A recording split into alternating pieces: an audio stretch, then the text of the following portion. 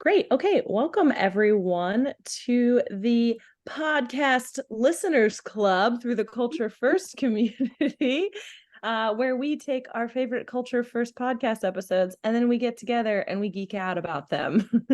It's basically a book club for podcasts. This time we are going to be discussing Esther Perel's episode with Damon Klotz on relational intelligence at work. So excited to be joined by him today. My name's Jessie Jacob. I run our Culture First Global Chapters program. If you haven't been to a Culture First community gathering, this is for you. And if you have, it's just a great reminder of why you show up and why you care about our mission and our principles of why we do what we do. So who are we? We're a group of people around the world united in the shared belief that a better world of work is possible. And by golly, we're willing to do something about it. We are all about creating inspiring experiences and purposeful connections. We're here to connect as people leaders and change agents to share just ideas, best practices, and inspire one another. So we have 5 core principles that hold us all together. Now at this point, we have over 100 global chapters. We don't dictate the content that everyone needs to discuss in their communities, because what the community in Dubai needs to talk about compared to Oakland is going to be a different conversation. So we just ask that when you show up at our Culture First gatherings, that you embody these 5 core principles. The first one around fostering belonging and acceptance. The idea that we want people to feel they can be seen, heard, and valued and appreciated for just being them and showing up. The second core principle is being willing to reflect and grow. So if we're on a mission to transform the future of work, that goes back to our organizations, but ultimately that starts with us being the change we want to see in the world and really turning the mirror around and saying, how am I showing up? What can I do? Then the third is the courage to be vulnerable. So any Brene Brown fans out there, we're constantly showing up with masks all the time at work. So how do we take these layers of who we are and be more of the human being at work? Because if we're willing to take our layers off, it gives people permission to peel back the onion layers for them. We get in this nice vulnerability loop and dance. Putting learning into action. This isn't just a place where you're going to consume information. It's in one ear and out the other. We want to hear how these episodes, specifically this episode, has impacted the way that you live or the way that you work, and really talking about how we can apply those insights to the way that to the future of work. And then the last one, connection inside, business outside. So we ask that in the context of this gathering that you connect first as a human being. And if that leads to you all doing business later, that's great. But this isn't just another networking event or a place to push business cards and yada, yada, yada. All right, so the purpose of today's gathering is to bring together our Culture First community members to connect and learn as a group about how to cultivate relational intelligence at work. So with that, I'm going to introduce you all to Damon Klotz, and who's the host of the Culture First podcast, if you haven't listened. And I'll also drop a link in the chat to the episode. If you haven't listened to it, that's totally fine. You're still going to really enjoy the conversation and we'll still be able to contribute. And we definitely want to hear you. But excited you're here. Damon, thanks for collaborating with me on this, my friend. Over to you to just give a brief welcome and introduction of yourself. Awesome. Thanks, Jessie. And thanks everyone for being here. Absolutely no expectation to be on video for this, but if you do want to sort of come on video and be able to say hello and chat with us, that's totally fine. If you were like, I thought a podcast listeners club was just like, I get to listen to a podcast and I don't need to participate. That also makes sense. If I joined a podcast listeners club, I might be a bit surprised if there was always people with video on as well. And they were like, I thought I was just listening to a show.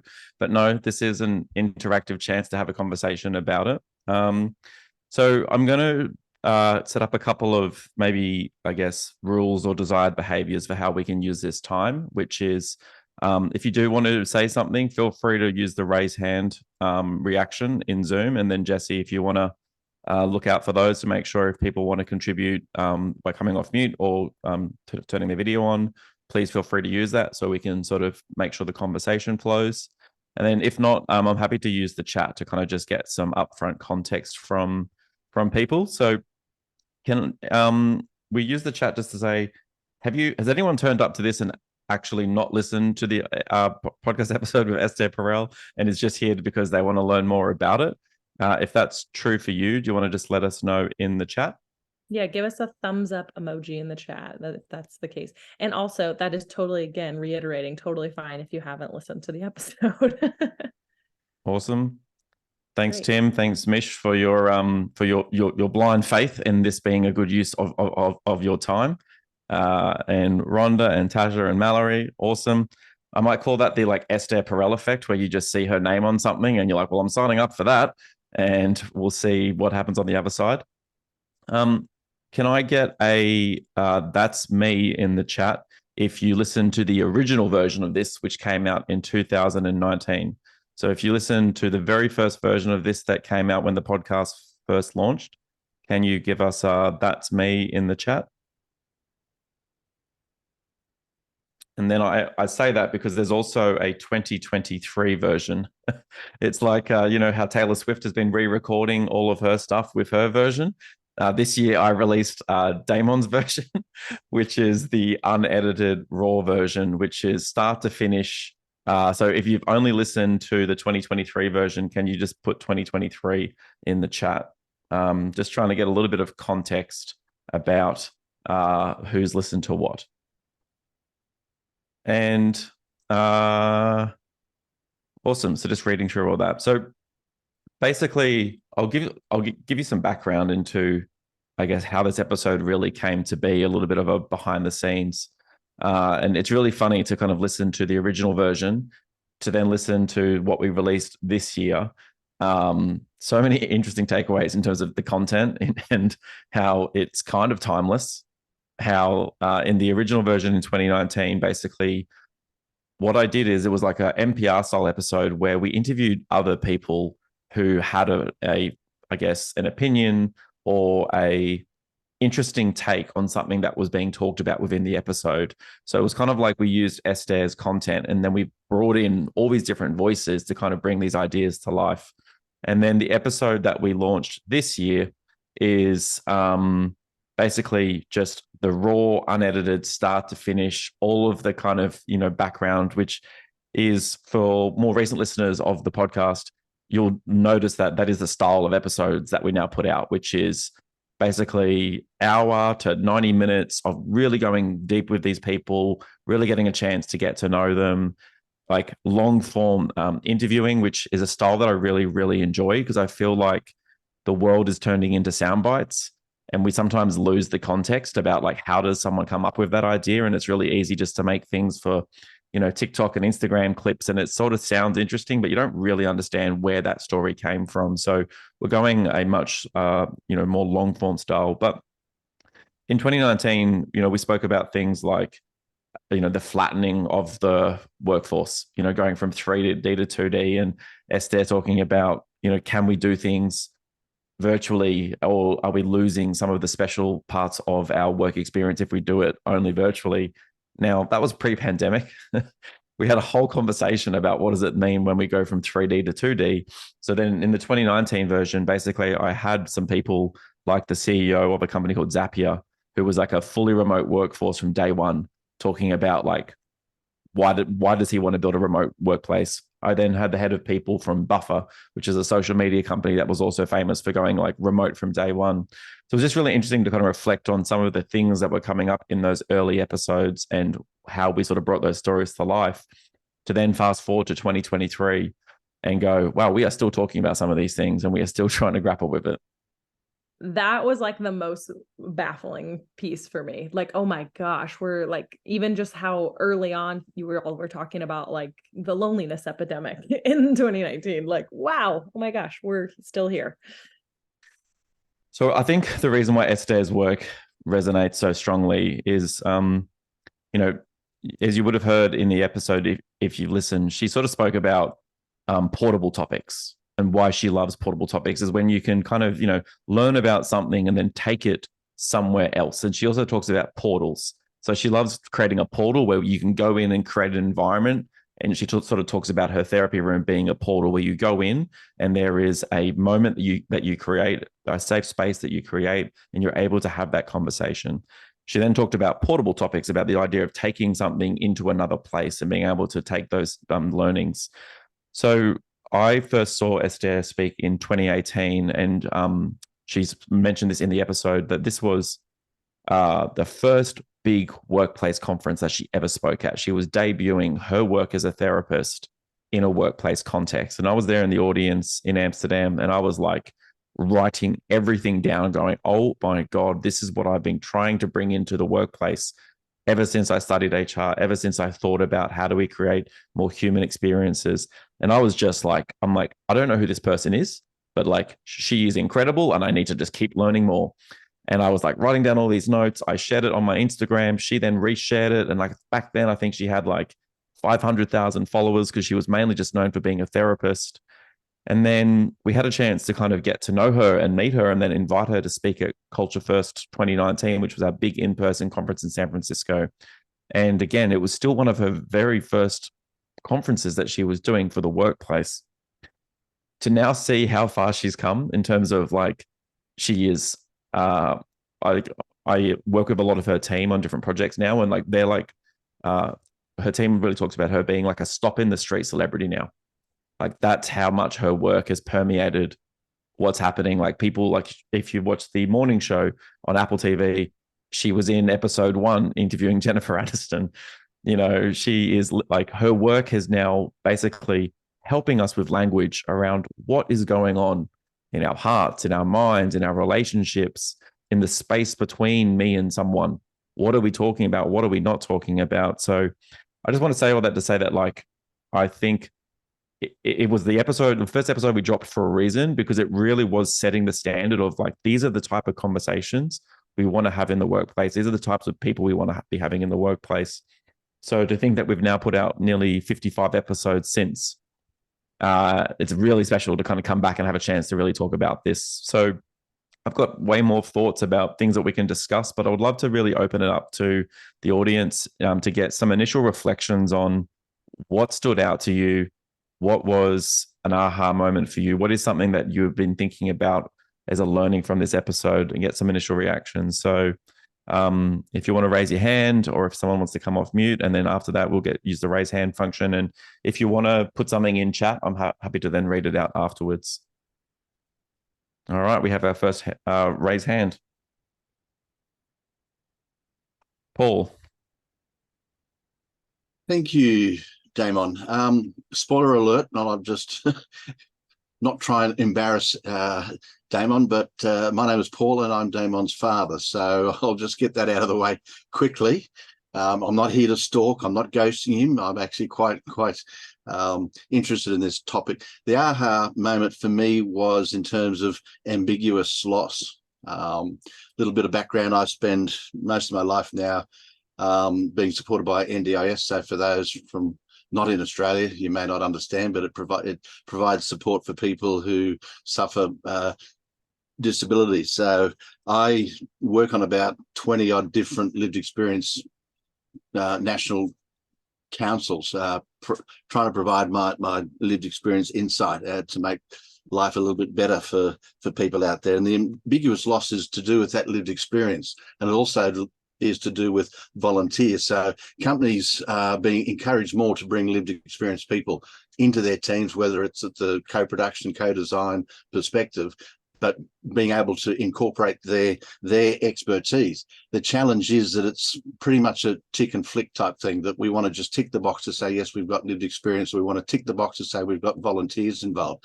They actually don't understand. So the ambiguous loss was sort of a reverse, going that physically they acknowledge that we're there, but emotionally and in the relationship context, they don't really engage us. So for me, that was quite a powerful take on how do I bring that conversation into the various teams that I'm involved with, to say, hey, you need to acknowledge this, not just in a physical perspective. And that is usually done through the onboarding. So how do we get the rules of engagement? How do we get the conversation pieces going? How do we make you feel as important? How do we ensure that there's the balance of power that exists out there? So my challenge to everyone who's out there is, where you have lived experience, where you have volunteers, take it that one step further. That it's just not the physical tick and flick. It's the actual emotional engagement and the relationship engagement. So for me, that was a big moment for me. Thank you. Can probably learn where I got my way of words and my passion for certain subjects. Ambiguous loss, the first time I heard it, I was like, yeah, it really describes so many things where I'm like, why have I woken up this day and I feel like nothing has changed, but something is not there and I can't really understand what it is, and how are we bringing in those unspoken conversations into the workplace about how things have changed or how someone's experience has changed. And I think the most visible example of this over the last few years was the fact that in March of 2020, a whole bunch of people went to the office one day, then the next week they just never went back to an office, and they never saw half those people again. I remember that experience where I was like, we didn't know when to mourn that loss because we didn't know how long the loss was going to be there for or what was going to change. And, I remember living in San Francisco and I was like, yep, see you next week when this COVID thing's over. I didn't see like 60 or 70 of those people ever again in person. And I'm like, some of them still work with me, some of them don't, some of them like went back to other places. But like you were saying, Paul, it feels weird to call you Paul. Like you were saying, there is many other more subtle examples of this where loss is experienced in the workplace around our policies, our procedures, about someone's lived experience that we don't acknowledge and that there isn't space for and that we're not talking about, which is like that space between that Esther talks about, how we are relationally relating to people when we can't understand always what their experience is. So that one was a huge aha moment for me. Bree, I saw you put your hand up for a second. Was there something that you wanted to respond to or something that you wanted to offer? Sure. I wasn't sure if I wanted to talk or not because I get super nervous in these things because there's so many people, but I'm a former mental health therapist kind of transitioning into the workplace. And so it's always awesome. I knew about Esther for years because just being in that field. But I am getting into HR because I understand the relational aspect and how important it is in the workplace. So I just kind of wanted to share that I'm really excited to see even culture first being a thing. It's just a really awesome community. So that's kind of all I wanted to say. Awesome. I absolutely love that story, and that we're bringing people with these different experiences into the workplace conversation. Like, I think being an org psych has been something that has been known for a long time. And, Culture Amp has a people science division, which is full of org psychs. And, from an academic perspective, they are really good at models and systems and understanding the science behind questions and data. But then underneath every one of those data points is a human experience.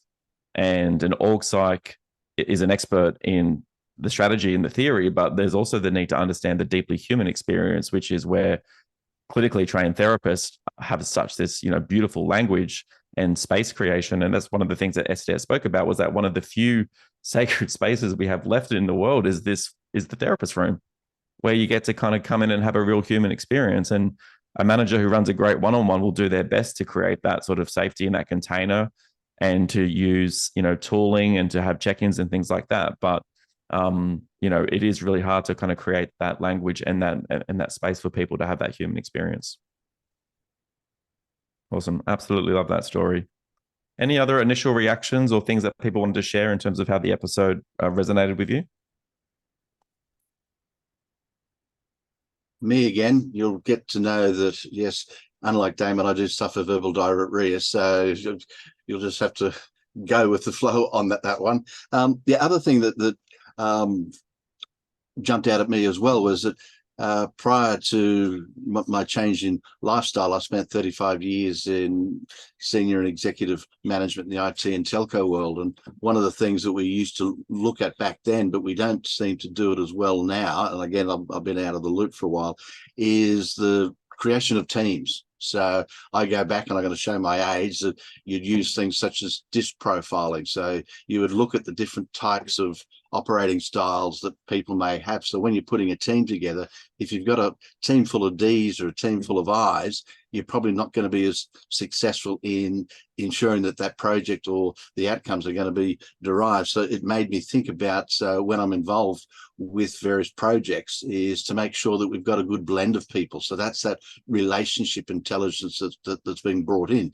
You may have a team full of incredibly intellectually brilliant people, but none of them can make a decision. None of them can actually agree on a particular point. So the project becomes to a screaming halt. So that side of it was good to refresh my memory, is that when you look at a team, whether you're directly involved or indirectly involved, understanding the type of personality profile that you're going to bring to the team, what value it's going to add, and what roadblocks that may be there to say, okay, I need to be a little bit better prepared, or how I engage or don't engage with those people. So for me, it's, as I said, a bit of old school going back to personality profiling, but it just made me think that, yes, that's an area that we really don't think about, that we just bring together a whole group of people and just hope that they all exist, whether that's at a large corporate perspective or at a regional perspective. So yeah, that was just another important moment to keep my brain working. Thank you. I think Esther spoke a lot about like how labels end up being how people initially choose to relate to someone.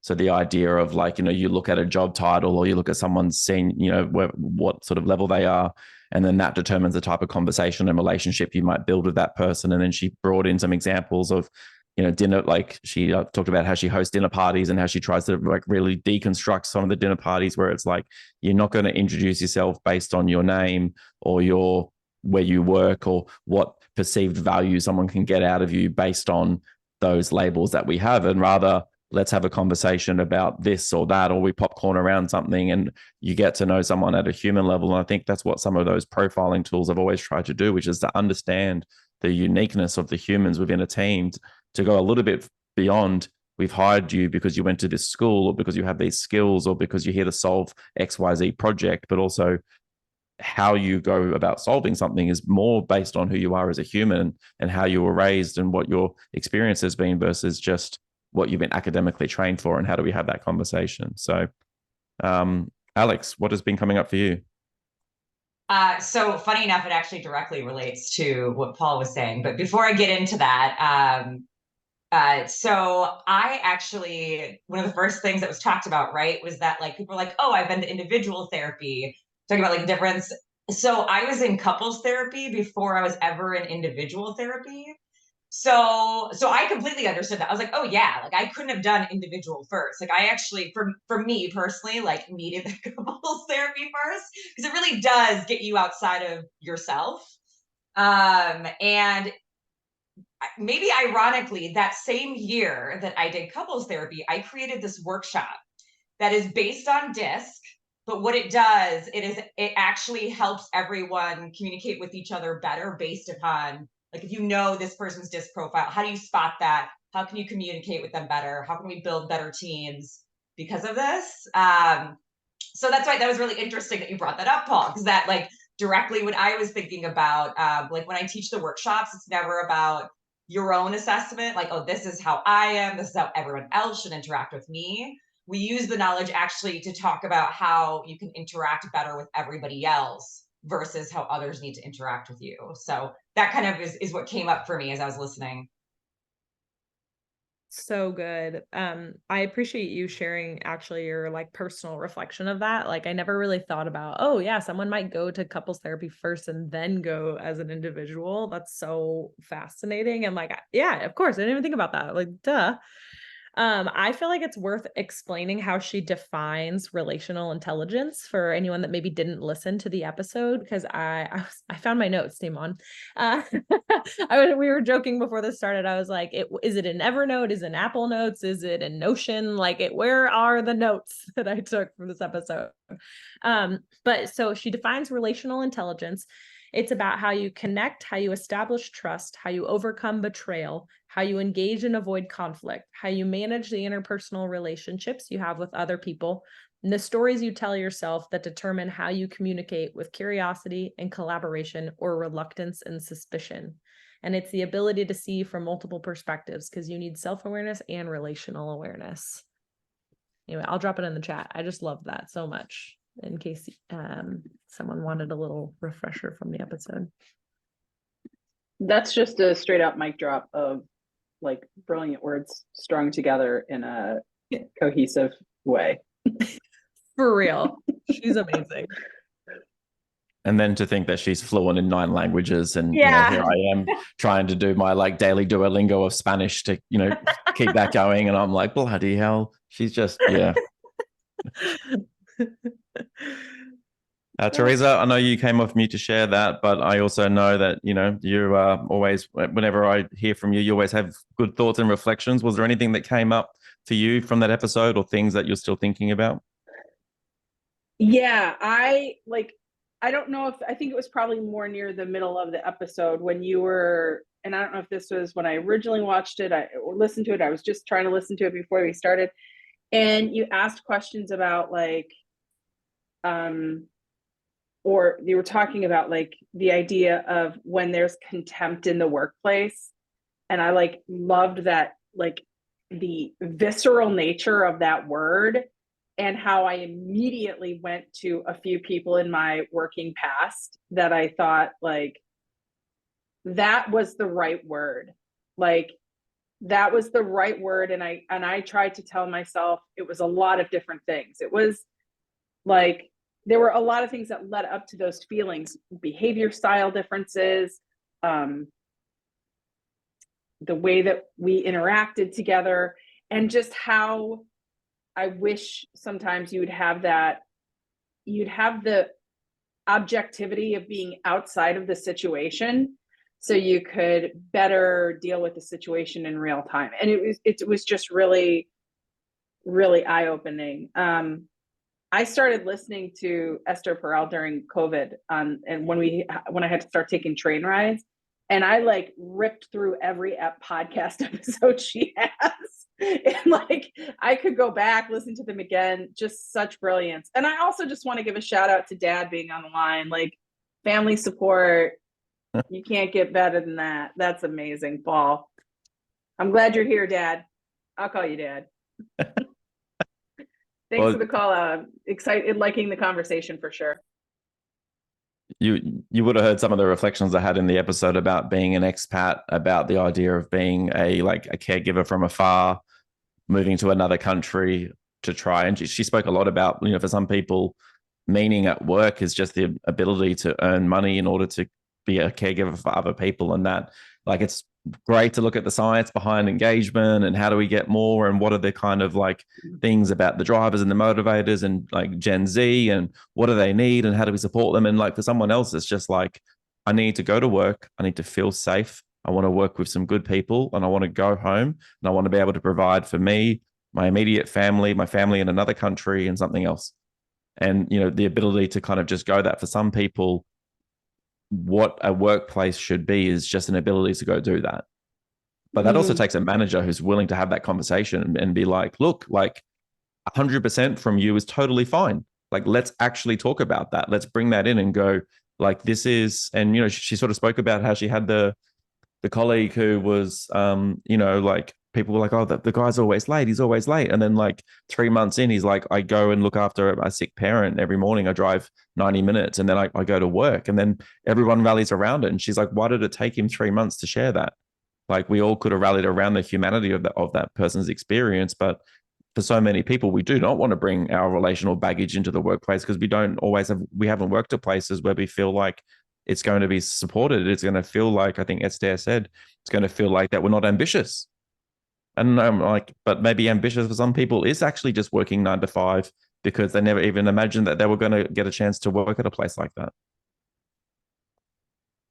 So that one was like, yeah, that was a big thing that I felt like I was sensing, but again, Esther Perel, like, it was just like so poignant with her words. But just this idea of like, we have gotten so focused on like, your work needs to fill your purpose and your passion. And it's like, to your point, it's like, yeah, or like it can like just provide for like your hobbies or providing for your family. And that's good too.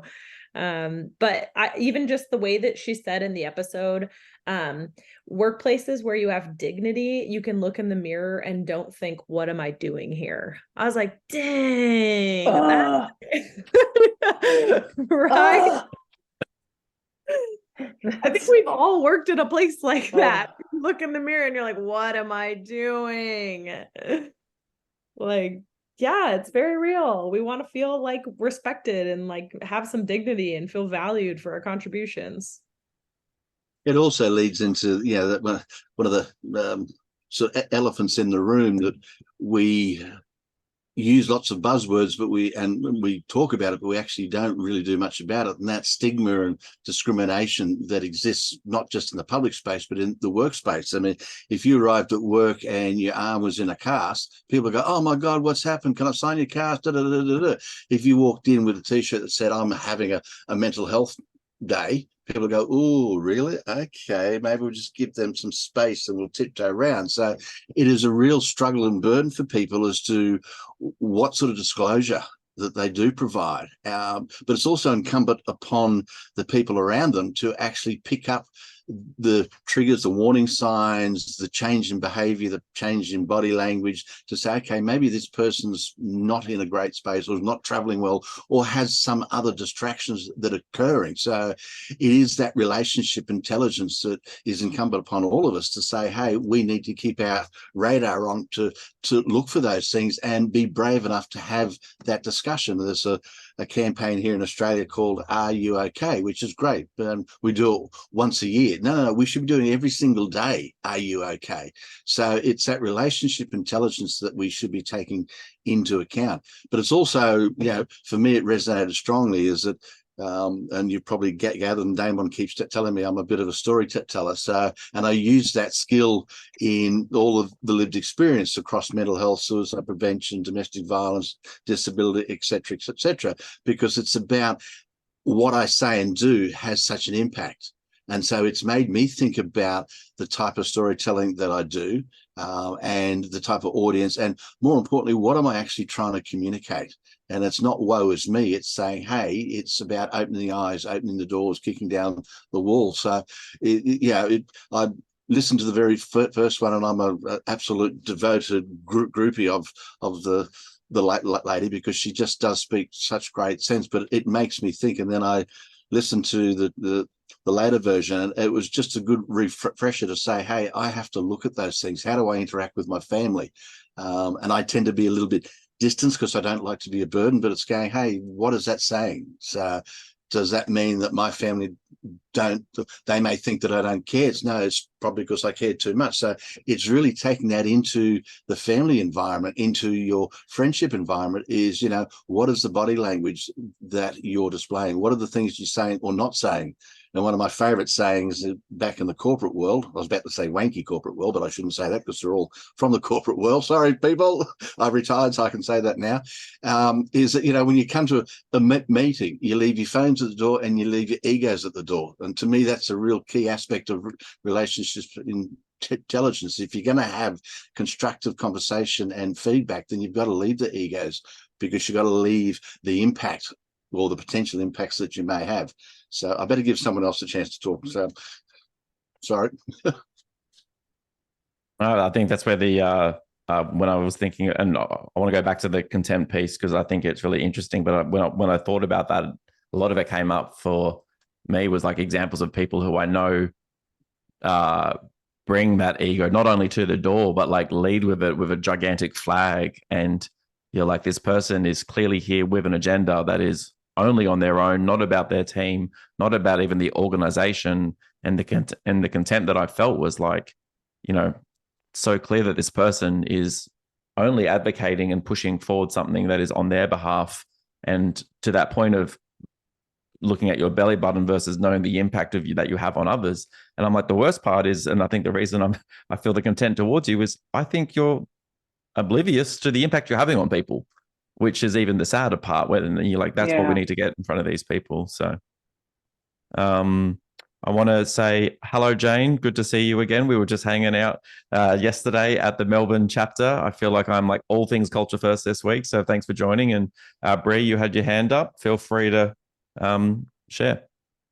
Oh, thanks, Excellent. Damon. It was good to catch up last night, and I'm a little bit now clearer on how Culture Amp works, so I understand what this is all about. I'm finding it really interesting, although I haven't listened to Esther's podcast yet with you. I've listened to others, but so I know who she is, and I totally agree about the self-awareness bit and the team awareness and the relationship side of things. I think it's critical for people to know themselves well so that they can share with others who they are and understand the reverse, who's in your team and what they need to make them feel good, feel part of the team and feel like they're contributing and need to be there too. Love it. And yeah, thank you so much for joining. Really appreciate you being here and listening in. Thanks. Bree. I was just going to go off of even what Jane said is along the lines of what I was going to share, but just kind of talking about how it's so important for managers to be really self-aware and to do their own work. Part of the episode, Esther was saying something along the lines of, we're asking managers to do relational work that they may not even do themselves in their own lives. So if they're not, if they don't have healthy friendships or healthy relationships in their families, I mean, they may not be practicing these things and practicing the vulnerabilities that's necessary, that you need to kind of, lead by example when you're a manager too. If you want your team to share that they're having a hard time, if you want it to be safe, you kind of have to lead by sharing yourself, I think. So, yeah. I know I've worked under so much of my work experience over the last 15 years has been so heavily influenced by the manager that I work with. And it's been really clear when I've worked with a manager who is there's self-development and professional development, but then there's people who you can, when you work under, you're this person has a clear sense of who they are, how they want to show up in the world, the type of relationships that they, when you work with people and you see that other people trust and respect that person, and people gravitate like a magnet towards that person, and you're wow, something special is happening over there. And you see it play out in organizations where people go, how do I get on that project? How do I get on that team? Because people who work under that person are having a really great experience, and so much of it goes down to the type of relationships that person has fostered, both with themselves, with others, with their family, with their chosen family. And then they have an ability to have really human one-on-ones, to have a really human experience within the team. And then I've worked under people where it's I'm oh my God, everyone is it's the opposite of the magnet. People are trying to run off this project, get away from this person, because it's so hard to work with some of those people who, like Esther said, don't understand the impact that they have on others. They don't understand their behavior, their language, the way they show up, the amount of care or lack of care that they give to people. And, to me, this is all the unspoken parts about why work can be really great or why work can be really hard. You can work at an incredible organization with a mission, a vision, of values, and you can be I want to further this cause. I believe in it. It's in the industry I want. And then you get in there and you're in this team and you're the disconnect, it just hurts you, because you're everything else was right. I thought I did everything. I've interviewed at this place. I've got there. And then the unit that you're in can't get you there. And then I think that's where we really break down about the how of the work really matters, because you can have the what and the why, but if the how becomes really hard, then, this is what we're trying to kind of create, is these more human experiences where the how is something that we also talk about.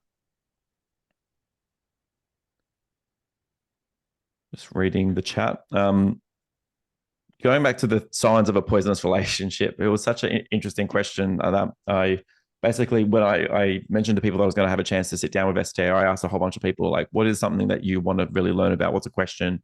And then someone obviously was wanting to learn a little bit more about what is a poisonous relationship. And then, so Esther actually mentions John Gottman's work in this space, and she called it the number one horse of the apocalypse, which is content. When you feel that content, she goes, that is a poisonous relationship. And I think for some people, there might not be enough therapy or 360s or individual coaching that it allows two people to repair from that. I'm not sure, maybe for some people, if that content is really felt, the only way that you're going to get past that is through a separation or to work at a different team or a different organization. But one of the ways that I've found really powerful when I feel like content has snuck in to a working relationship that I've had is I've used a model from Conscious Leadership Group called a clearing conversation.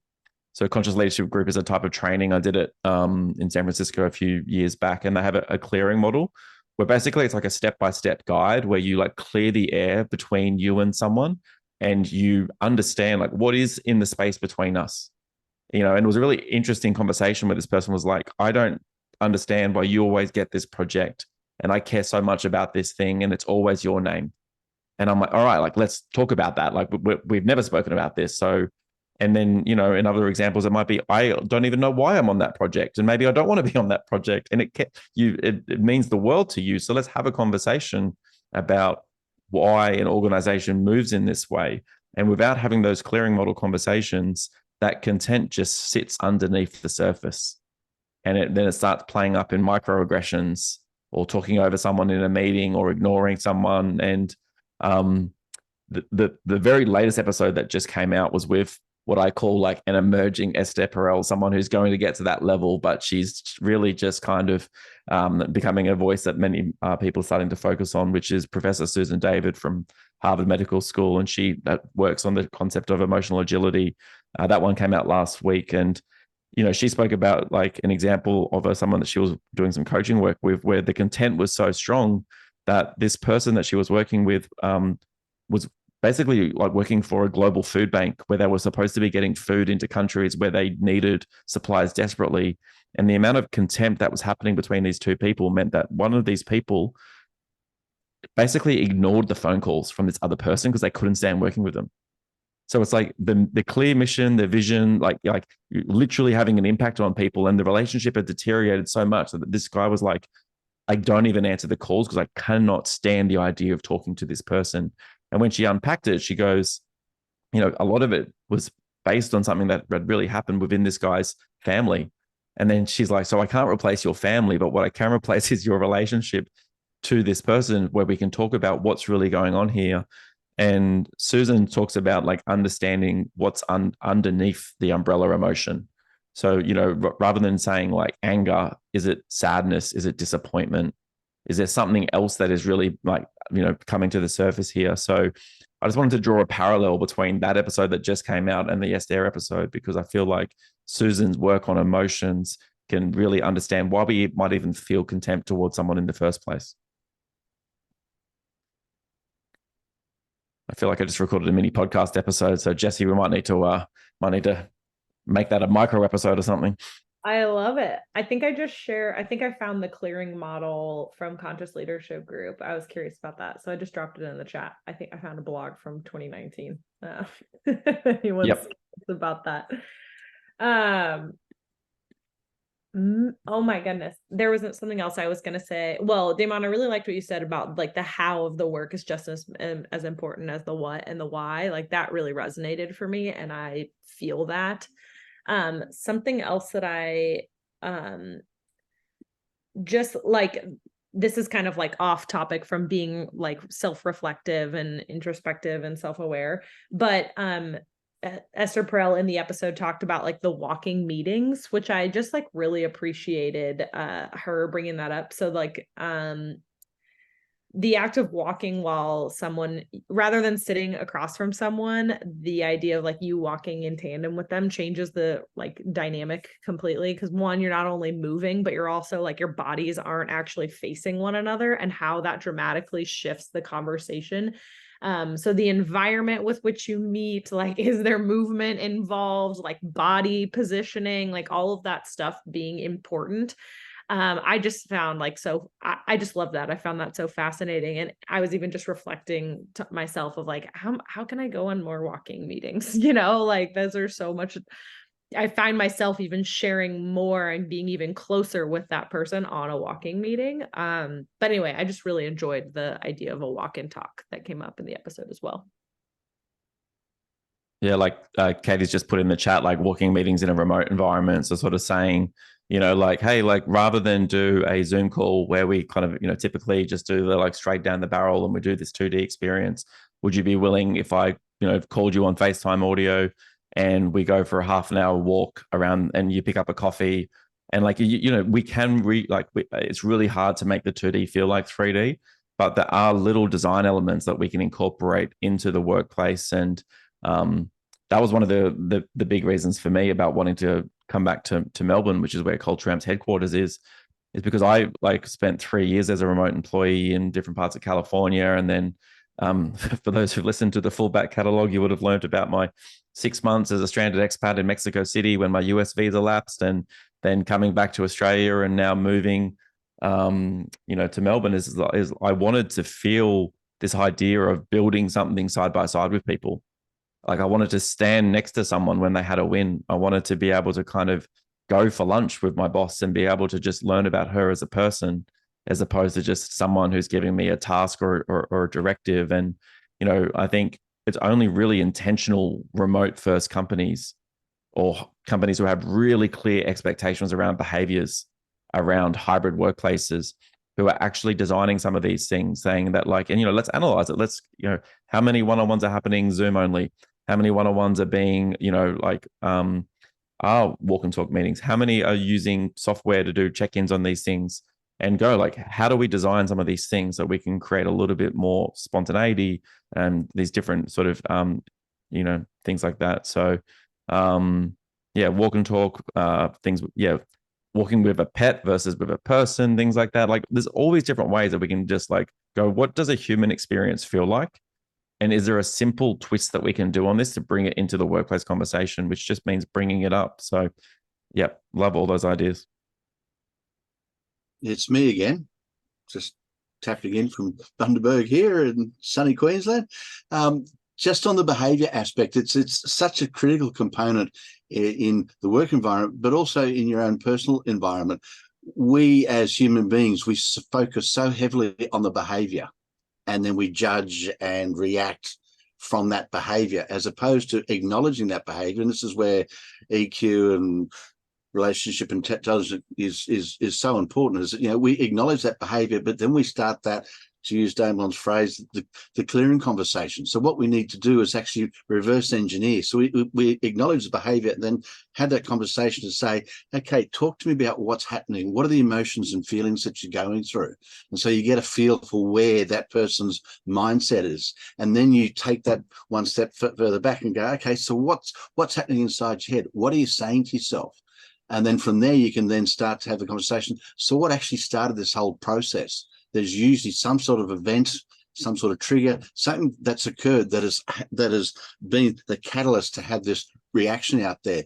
But hysterically, we focus so much on that behavior and then react and judge and pigeonhole people. So, and that's, as I said, both in your own personal, family and friendship life, but especially in the workplace. And that example of the person that is, continually late. They judged the person on their behavior. This person's late. They obviously don't care. And so they've made this whole artificial world, which could be very uncomfortable for that person. Whereas someone actually had that conversation and reverse engineered and said, so why are you late? Well, I'm checking in on my mum. It takes me half an hour to get there. Oh my God, that's terrible.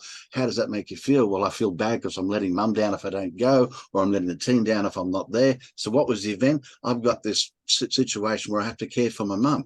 By being vulnerable and sharing that, his team was able to then support him. So the challenge is to make sure that we just don't acknowledge the behavior, but reverse engineer to find out what's caused that behavior. Yeah, if you think about opening up a Word doc, you type in some words and then you double click. And when you double click, you learn more about what's underneath that word. And I kind of talk about that as a double click question, which is you ask something once and it goes to the I participate in a men's circle, and nearly everything in the men's circle is how are you? And then the second question is how are you? And it's what actually is the answer? Because so much of our default responses, and you would have heard in the episode, Esther and I talk about the creation of her show, How's Work, which is now going to be just part of her ongoing Where Should We Begin series. And, she said that the question she always asks is, oh, so how's work? And then I was saying that everyone's literally has a gut reaction, which is, yeah, pretty good. How about you? Or, you walk around the office and you just hear people bump into each other. How are you? Yeah, good, good. How are you? Yeah, good, good. Like, what does good, good mean? Like, why do people just say good, good as opposed to actually, creating a moment? And it was funny because, like, literally yesterday, I bumped into someone, was like, how's it going? And he's like, yeah, okay. I'm like, how's it really going? He's like, yeah, mate, I'm really in it right now.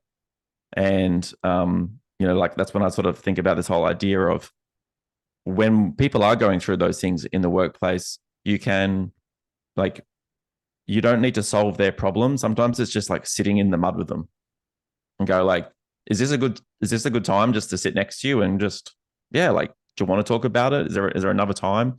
Can we go for a lunch? Can we do something? And I think, the modern world of work is just like, let's solve a problem. Let's click off a task. Let's do a to-do list. Let's reply to an email. Where sometimes what people need is just like, can you just sit in the mud with me and just hold some space? So, yeah, Bree, you probably said it right as I was typing it. That's why we need therapists here. So love that. Christy, what's coming up for you?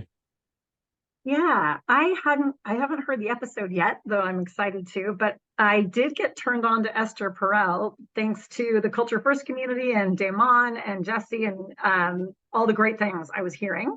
So I Googled her a year back, and the first thing I saw was her TED Talk on like sex and eroticism. And I got drawn into the whole thing. And as much as the topic was sex, I just was completely compelled by her. And what it was is the way that she embodied paradox when she spoke about something. And in that case, she was talking about how as humans, like we long for or we crave mystery, eroticism, and adventure on the one hand, but we also crave stability. Stability and routine, and that there's this inherent tension between those two, and how you find that and sustain that in a relationship. And then I went on to listen to other stuff about workplace, but I've done research in the past on peak performance, and I've really come to see that embodying paradox is at the heart, and being able to like hold the tension of things that seem like opposites or that inherently seem to almost be at odds with one another. So I was just curious, in this podcast, did anything come through with this? She has this ability to talk about something and the paradoxical nature, how you're holding tension of things. Yeah, she talks. I think that's why her work really resonates, is because we can see it in our personal relationships, and we know that, like, so it's this whole idea of, I think the way it kind of came out for me was this whole idea of, can you create more than one career within one company, which is this whole idea of, do you need to go somewhere else to feel excitement? Do you need to go somewhere else to feel fulfilled and like something is new? And so, she talks a lot about, like, we've never asked more from our romantic partner, right? Like in the past, we used to be raised by the village. So you would have a partner and maybe they would be the person that you raise children with, but then you would also go over here and you would get something from that person or from this person, and the entire village raises a human. Now it's like we are so individual, so sort of in our heads. We all live in this online world of our name and our tags and our followers and our things and our story. And then we ask our partner to be, our romantic interest, our potential, co-parent, or this, that, and the other. So we've got high expectations. And what she sort of spoke about was that sometimes we feel like we need to go somewhere, we need to run away from that because we're not getting one thing, versus can you get that thing from somewhere else, or can you have a different relationship with this idea? And I said to her about, like, I studied HR, then I worked in mental health, and then I worked in digital marketing, and then I was in the hospital sector, then I joined a startup, and then I was in and she's like, you're talking about your 10 years in the same way that someone 30 years ago would speak about their entire career. and how like at Culture Amp, I've had like 5 jobs in 8 years. And like my job when the company was 10 people is completely different to my job at 1,000 people. And she said, what you've been able to do is create more than one story within the same container. And I think that's that sort of that paradox that we sometimes think that we need to go leave the entire system because we're missing something, as opposed to, can a new story exist within the same container? And I think that's when that really came out for me, which is like, and so there's a indigenous term here or there's an indigenous item called the boomerang, and the boomerang is famous for and a person will throw it and it will come back to you. And what we've really witnessed a lot at Culture Amp is we've had a lot of boomerang employees, people who have gone, it's been really good, been here for a couple of years, I need to go do something else, I need to go get a new experience. And then for whatever reason, 12 months, 18 months, 24 months later, they come back and they go, actually, it was kind of really good there. And if something can change, or if I could work on a different project, or if I could, do something else, maybe that is actually a really great place for me to grow and develop. And for me, it's like, when I think about that, is someone doesn't need to always leave an organization to realize that. It can be having that conversation with the manager going, look, it's not about you, or it's not about this, but like, I'm not getting something. How do I talk about it? Is this possible? Does this exist here? And if it can't, that's fine. At least we talked about it. At least I've explored that as an option. And I think something about, this consumeristic society that we live in, it's easier to throw something out than it is to have a new conversation with it. That's beautiful. And that bridges so many things, the paradox of it, of finding adventure in the very place of routine, so to speak. Yeah. But also just that idea about having conversations that matter, and how hard it is for people to bridge that. And it happens all the time that people just leave when they're feeling unsatisfied or unchallenged, and rather than having, and the only time they bring it up is when they have an offer somewhere else. And then at this point it's almost too late. So rather, I love what you're alluding to there, Damon, which is just the courage to have those conversations, and to do it in a way that, if we learn to do it in a way that doesn't put people on defensive, that we can say, no, this is a good conversation, a healthy conversation to have, and that we could really get some breakthroughs. I was thinking a lot about how, like, relational intelligence and how, or relational baggage, like we have emotional baggage that we show up, and we're just like, even when you get to Culture Amp, like we have some, like, I love our values as an organization, but one of our values is courage to be vulnerable. Same with this community.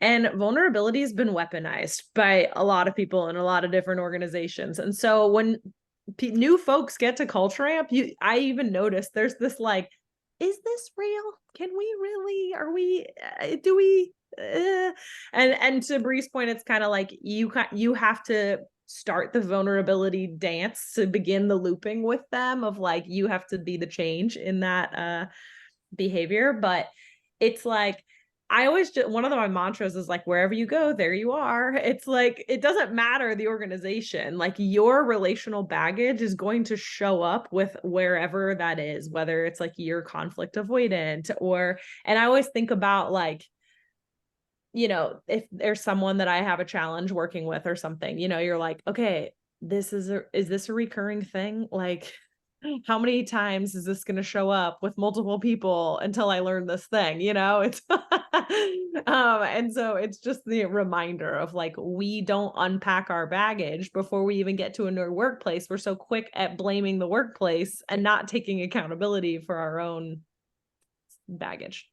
That reminds me of the episode with Minda Harts, who wrote a book called The Memo about helping women of color in the workplace, and she dropped a quote. I think it was from a Missy Elliott song, but it was basically like, Lauryn Hill. She said, "How are you going to win if you're not right within?"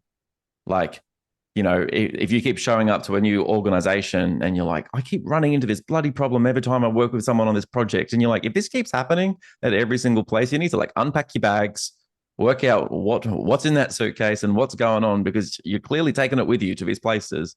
And you can say that it was John or it was Susan or it was this person, but like there might be something where it's a little bit, happening within you. So I want to throw to Beth. And what I do want to say is one thing that there's a little book over, I can't point on Zoom, I don't even know how to do it, but over there on my little shelf is a book from a lady named Krista Tippett, who hosts the podcast On Being. And it's where I got one of my inspirations for how I wanted to be a podcast host and the type of conversation that I want to have. She talks a lot about being a generous listener. And Beth, I just want to shout you out for being an incredibly generous listener. Through your intention, the way you were nodding and listening along and being very present. I just want to say thank you so much for how you've shown up to this event, and would love to hear what your share is. Now you're going to make me cry. Jeez. Thank you. So Jesse kind of just summed it up, but I think, before COVID, people were frightened to be vulnerable at work because it would possibly be used against them. I mean, just so many, things that come with that. Can I just share a little bit about myself? And but please don't tell anyone, I don't want my boss to know. But a lot of the time what they needed to share was the things that they're struggling with at work. And there could be some perhaps some solution that would be so easy. Then you have COVID and everyone's terrified for their jobs. So they close up, they clamp down. You don't have that daily presence. And then now, after they've been with their families and they've been working from home, now they're going back into the workforce workplace because some of them are mandatory. And I have to imagine there's just so much anxiety about what can I share now? Because we just went through this crazy thing that who could have ever predicted. But at the same time, I need my job, so I'm going to clamp down. So I'm hoping that emotional intelligence in general will be more understood by more and more people, because it's scary out there in some of these workplaces. So that's it. Thank you. And we need that. We need the organizations to be able to change so that people don't keep turning up to new places, having a previous experience where they're like, it wasn't okay at the last place, so it's probably not okay here. And then it just kind of keeps going on, where it's like they spend a 40 or 50 year career where it's like the last thing that they experience is something that they think is going to exist in the new one. So then they just keep holding that back and holding that back and holding that back. And I think it's one of the things that I've really analyzed over the last couple of years is so like this episode originally came out in 2019. We're like, let's get this kind of like human aspect in the workplace. Let's bring humanity. Let's get people like Esther in the workplace. And then kind of like COVID happens. And then we get really, really, really human, but like from a physical health perspective, like, oh my God, you're sneezing. Are you going to be safe? Are you okay? Like, how do we support you? And it was really about like survival as a human race. So then it's all about like, what do humans need, and do whatever. And here's a work from home stipend, and get a standing desk, and thank you, thank you, thank you. And then we kind of like look at the last 18 months and like the potential aspect of economic recession in many major Western markets has gone back to this kind of like workplaces going, yeah, I know there's a little bit of humanity, but now it's like scarcity mindset again, and people are like, you used to ask me about these things. We used to have check-ins in our, team meetings. We used to talk about these things. And now I'm just sitting here, and this is what Susan David spoke about. And I'll drop that link in the chat. She talked about the amount of surface acting that happens in companies. Surface acting is like the complete opposite of having a relationally intelligent team where you can talk about what's really going on and how do you support people. Surface acting is when you spend all this time doing whatever you think needs to be done to signal to other people that you are competent, that you are good at your job, that you like working on this team. It's like, like virtual. Now I'm trying to read your text. I'm reading the wrong one, but you're like virtue signaling. It is virtual. It's also virtue. It is a signal. It's all happening. I feel like Jesse's miming while I'm doing a voiceover. We're doing some improv here. It's all happening. So where we basically have to pretend that we care about this project, because if we don't, we feel like we're going to, not get asked on the next one, or we're not going to voice that we think this might go wrong because, that's just like, I worry about, do we need another gigantic thing to change at a global level for us to get some of that humanity back? Because I feel like employees have just been yo-yoed, where it's like, humans, we care, actually economic, maybe we don't. And then you look at the type of industries who are telling people to like get back into the workplace. It's because they don't trust that their employees can work from home, even though we've all, so many knowledge workers have proved that it's possible. It's obviously possible to keep companies running really well and create a more human experience, even without seeing people. But that is the one of the biggest questions that people are really wrestling with right now is, where and how do we work? What level of human is allowed in the workplace? Do our managers have the skills to have those conversations? How do we get managers to get those skills? How does this roll up into the behaviors that we're trying to foster inside of a company? And then ultimately, how do those behaviors end up getting a company into an economic place where it can, thrive? And, I think that is one of the big tension points right now is like, what is the role of an organization? And an organization, this is actually, Jane, one of the big conversations that we had at the Melbourne Cultureverse chapter last night was like, should an organization love their employees back? Is it even the role of an entity to love an organization? Or is it really just a group of humans who can choose to show love? And that was actually one of the questions I asked Esther was, what role does love play in the workplace? And she advocated for, it plays a huge role. That love is everywhere. You can love aspects of your team. You can love the people that you work with. You can love the way that they show up for themselves or for others. You can admire that someone is a caregiver and that they do this work in order to further something bigger than themselves. So yeah, we're not going to solve this today. I just want to like air it because I just feel like it's such a massive underlying tone that's happening inside of workplaces right now. Okay, Jesse versus Paul. I feel like you guys are about to have a debate. What's happening here? What's happening? That's amazing. Okay, I was just going to share, I'm having like a personal aha moment around this idea of like your, work either being it's either your, like it feeds your passion and your purpose and all that stuff, or it funds like to support your family or to like support you with all of your hobbies and stuff outside of work. And at the beginning of this conversation, I was kind of like, yeah, it's and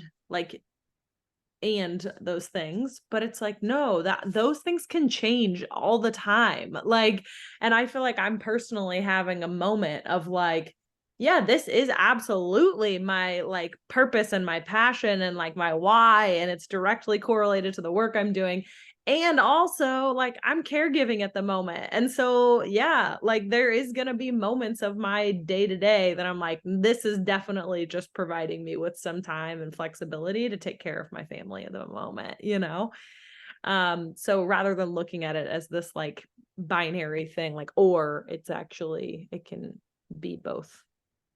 Which kind of goes back to like the expectations we have on our partner, right? Of being our everything all at once that she kind of speaks about. Today, the role of your relationship with your work is meaning, it is purpose, it is making you feel these sort of things where you're like, this is why I do what I do. And then, next Thursday, it might be, I just really need it to love me back a bit. And I need it to kind of give me some space to go do something else. And when I get to go do something else, like it probably took me quite a while to be able to tell the manager about like, what do I really need from you in order to do good work? And it was when I was kind of really struggling with like aspects of my anxiety and how I was like working through certain things. And I was like, look, if I can do work in this way, you will get good work from me. But if you tell me to kind of get on this bus with every single person at the same time and do these things and go in that direction, I will get really tight and like, you're not going to get much from me. So if you want me on that stage for 4 hours to go do that thing, I'm going to go get to that event this way, and I'm going to create some space for me so I can go perform. And because the outcome is what they want, how you get to the outcome is a conversation. And it was such a simple thing, like everyone's going to travel. This is like, the bus wasn't a metaphor. It was literally, I'm like, everyone else at the event is going to be on this big bus full of noise and full of extroversion and all these things to get to this event. And then you're going to ask me to then go on stage for 4 hours and go be an extrovert. And I'm like, I'm going to drive myself to the event. I'm going to sit in silence and I'm going to get there whenever I want to get there, before the event. And then I'm going to go on stage and do the thing that you want, because you're not paying me to be on the bus to get to the event. What you're paying me for is to go be the person on stage who makes this experience for a couple of hundred people. And it was only because I felt trust within that manager to tell them, this is what environment I need in order to succeed. And I've certainly worked at previous places and under previous managers where I was like, there's no way you could have that conversation. You just got to do what everyone else does, right? Because that's just how work gets done. All right, Paul, are you rebuttaling Jesse? What's happening here? Never. I'm just trying to recall, and while you were chatting, I was listening, but I was trying to go through the transcript. I'm not sure if it was Esther in that conversation, but I remember reading a comment about HR and the use of the word when you talk about the value, when you talk about the intent. Human resource. People are not a resource, but yet companies tend to look at us that way. People are our greatest asset. Well, great. So do I have an asset code? Am I depreciated? Is that on the balance sheet as my value is being decreased? Part of it is to change that language. Part of it is to change the way we look and engage with people. We are humans, the humanity side of it. So part of it sits right at the top, that companies need to really understand what they're portraying. And as you said, you can have your visions, your values scattered across the boardroom wall, but if you don't walk it, if you don't talk it, then we're sort of defeating the purpose. So it's incumbent upon all of us to try and bring that humanity back into the equation. That it's I used to jokingly say that you're going to HR, yes, I'm going to the human remains, because obviously my time is up and I'm about to be disposed of. And the other side of it is the reflective aspect, self-reflection. When it was being discussed before, I remember a quote, the grass is always greener on the other side, and we're always trying to chase that greener pasture. Whereas and then when we get to that greener pasture, it just doesn't seem to satisfy the appetite. So we look for the next patch of green grass, as opposed to being self-reflective and saying, what am I not achieving? What am I not getting right here and now? And so that self-reflective process is deeper than just self-awareness. It's actually challenging yourself, looking yourself in the mirror and going, okay, is it me, or is it them, or is it both? If you don't have that conversation, then yes, you'll be continuing. Like Damon will laugh. We had some beautiful little Bichon Frise dogs, Oscar and Milo, and the kids were quite intrigued when they're young, when they'd try and catch their tail. So I quite often think of that humans were continually chasing our tail without actually understanding where we're going. Sorry to embarrass everybody.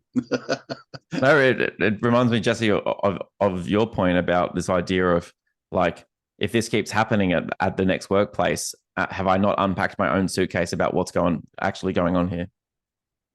I was also like having an aha moment again while Paul was sharing about like the term human resources. Like, we've had this huge push in our culture around alternative language of like, no, we can't, you don't say this anymore. Like, you can't say that anymore. That's messed up. You can't say that anymore. Like, why does that happen with human resources? Like, why haven't we? And like, yes, we've seen like subtle changes happen around like, this person's a chief people officer, or they do employee experience or people and culture. And like, yes, we're seeing more of that. But why isn't there like a more active push to be like, hey, we don't call it human resources anymore? I'm just curious, like, we push back on a lot of other things when it comes to alternative language that I'm like, why can't that one be looped in with the fight that we decide to fight on this one? Like, I don't know. I mean, you go, Jesse. I think there's a movement there. Should we start calling people out and being like, hey, it's not called human resources anymore? I don't know. Like, it's just, we're the ones who decide let's rebrand this thing or not. Like, well, I think a lot of the organizations that still use the term human resources are the ones that don't necessarily use alternative language for other things. Like many of the organizations that truly believe in purpose and employee engagement, all of that, don't call it human resources anymore. But it's a fair point, and it's interesting. I actually was thinking about Damon, you referenced being an expat. And we had a conversation in my, so I teach a master's level course, and it's called Managing Changes in Global HR Management. And I had one of my students last week who said, is an expatriate an outdated term? I was like, it technically is, because it's used to differentiate against immigrants, because, like they're immigrants, but immigrants are seen as lower. So we're going to call them expats because they're above, because they're white collar, like they're above other people migrating, right? So we had a really great conversation around that. So it's like, even like terms like that, you don't think right away about it. They just get ingrained in our vocabulary and we don't understand the implications. But yeah, I mean, I agree to, everyone else kind of cheering it on, like we can certainly like start changing these terms and organizations, or if we are a consultant, like work with clients. But yeah, I definitely think it's a great conversation.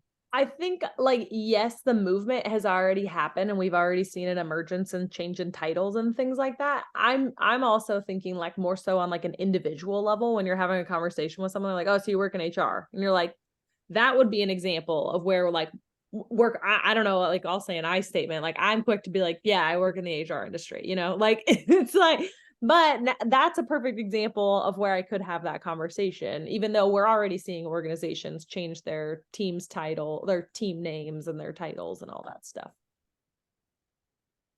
There was a, I feel very lucky that I get to sit down and ask questions with people who have heavily influenced how I think about the world of work. And whatever it was, 2 weeks, 2 months, 2,000 years ago, time is a construct. But recently at Culture First Virtual, I spoke to Seth Godin, who had always really influenced how I think about like the language we use in the workplace. And we had that whole debate about, and I'll drop the link if you want to watch the on-demand version. He spoke about this whole idea about, the language that we end up using, it sends signals. So like, if you are applying for a job and you ask the person, what do you call your team that, is it a HR team? Is it a people and culture team? Is it a people and experience team? And to your point, Alex, it's like, if they are calling it HR, maybe it's because they do still see it as HR. And that's what Steph said. He goes, if you think people are resources, call it HR, but like, don't actually call it a people and culture team if the underlying strategy is resources. And I think so, like language is one thing, we can signal it, but it's like if the actual practices aren't there, then it's a completely different conversation. So language is a great starting point, but it'd be like someone saying, oh, like, how's it really going? Like, how's it really going? And then you actually share, and then they just like ask you a completely unrelated question after what you just shared. You're like, did you even want to hear the answer? Or are you just signaling that you are pretending to care as a manager? It's like, oh, yeah, sorry, I'm really struggling with all these things. Oh, okay, interesting. So is the report still going to be done on Friday? And you're like, wow, okay, so clearly, and which goes down to like the breaking down of trust, which I think there was a comment a little bit earlier about when you work at a place that you feel really, really, I think, Alex, you put it in there about you identify with the company, all these things, and then you have this betrayal, which is where Esther's work started with, is, couples who experience infidelity. And can you have a new relationship after one of the largest breaches of trust that you've ever had? The Culture Amp data has shown how long it takes to rebuild engagement post layoff, because basically you've breached trust at the highest level, where someone's like, I do this work, you tell me that this is valuable, I'm on this plan of how to get ahead and how to get a promotion and how to do all these things. And then in the background for the last 3 months, you've all been running the numbers and 20% of my team doesn't exist. And then you go to the ambiguous loss. We experience it in COVID with remote work, but it happens in layoffs. Today, I sit next to this person and then tomorrow they're not there and we don't talk about it. And I feel like I'm just like dropping thousands of links, but Jesse, you might have access to Esther and Didier's talk from Culture First Virtual in EMEA. So Esther came back and did another session with us. She was interviewed by Culture Amp CEO Didier Elzinga, and they have a whole conversation around a more human approach to layoffs in how do you create space for grief as opposed to, so the traditional way that companies do layoffs is wanting to let you know that today there is going to be a layoff. You will get an email if you're staying and an email if you're leaving. If you are leaving, your systems have already been shut off. It has gone to your personal email. And if you're staying, congratulations. And then people are like, okay, so now just all those people are gone. And how do I talk about that? And we don't create space for it. So what she's recommended, and Atlassian ended up doing this, and then Culture Amp transparently did do layoffs this year, and we did the same thing where employees stayed for 2 weeks.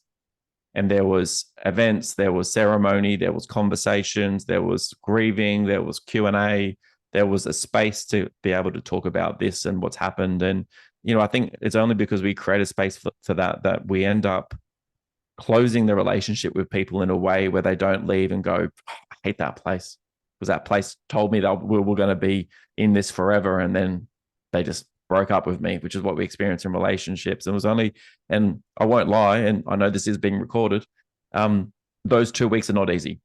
Many companies did not have the relational intelligence built into their system to hold space for 2 weeks. But it's a human way to do something that's really hard. And I think that's what Esther is continuing to push the envelope on, is that this is a choice. We can choose to have more human experiences if you're willing to get in the mud and do the work. Yeah, I think the other thing too, and this relates to, so I have experience, so the one this year was not a very human layoff. I've experienced one before though, where I was given 2 months notice and I got to determine my own end date, right? And I didn't appreciate it because that's my first layoff. I didn't appreciate that that was an exception, not the rule. So I have seen it done. And I think back to that manager now, still to this day, about how incredible that was and how she really supported me and trusted me through the process. And trusted me not to they think you're going to steal all their secrets or something in that time. So I think that's one thing. I think the other thing is, speaking to language, like we talked about before, it's the people that they're letting go, but then also what those people represent. So this year, a lot of the, it was specific departments that were targeted. So like I led global DEI. What does it say to the company when you completely gut culture and DEI? Right? So that's also a betrayal. It's not just like the individuals involved in that. It's also a statement on what your values are. And, does that live up to what you say your values are? Yep. There's the signals that are subtle, then there's the signals that are loud and clear. It's like, we care about diversity. Our CEO went on, CNBC Squawk Box and did a whole thing about why diversity is one of the reasons this company is going to succeed and our IPO will be great. And then you look inside and you're like, pretty sure 80% of the E&I team don't work here anymore. So, that's not so subtle. But this has been an incredible, I actually can't believe how quick this time has gone. This conversation has been longer than my actual conversation with Esther. So that's just amazing. Clearly, there's a lot to talk about here. Jessie, as the queen of the container, do you want to bring us home? How do we wrap this? Yes. Well, closing things. One, thank you all for being here. This was such a treat. We're going to do another one of these in 2024. So stay tuned. We'll probably do like another kind of vote on which episode we want to chat through. I also have dropped the link to our next event on December 6th, the Power of Positive Intelligence for you, your team, and your organization. Christy Tongay, who's here, she runs our San Francisco chapter, is going to be bringing in a gentleman named Shirzad. I'm going to butcher his last name, Christy. Thank you. Who's around positive intelligence. And so we're really excited about that, talking about like our saboteurs and how do we build mental fitness and live up to our potential and things like that at work. So hope you'll join us for that. Let's do like a 1-word chat bomb. So just type in 1 word into the chat to describe how you're feeling, how you're doing, and don't press enter yet. And when you have the word in the chat, give me a thumbs up, either like a reaction thumbs up or show me if you're able to. Great. All right. A few more people. Okay. On the count of 3, we're all going to press enter. 1, 2, 3, enter. Hopeful, too fast, deranged, enlightened. Oh, thank you. Yay. So good. All right. What a treat. Thank you all so much. Damon, you want to do a clap out? Should we do a clap out? It's a very first thing. Okay, so feel free to use these little tips with your teams. Even just the power of a one-word checkout is amazing. But we're going to do a clap out. So Damon's going to count us to 3, and then we're all going to clap, and then the Zoom meeting's going to shut off. So everyone come off mute. Damon's going to count to 3. We're all going to go 1, 2, 3, clap, and then the meeting will end. Thank you all for being here. Handing it over to Damon to count us out. 1, 2, 3.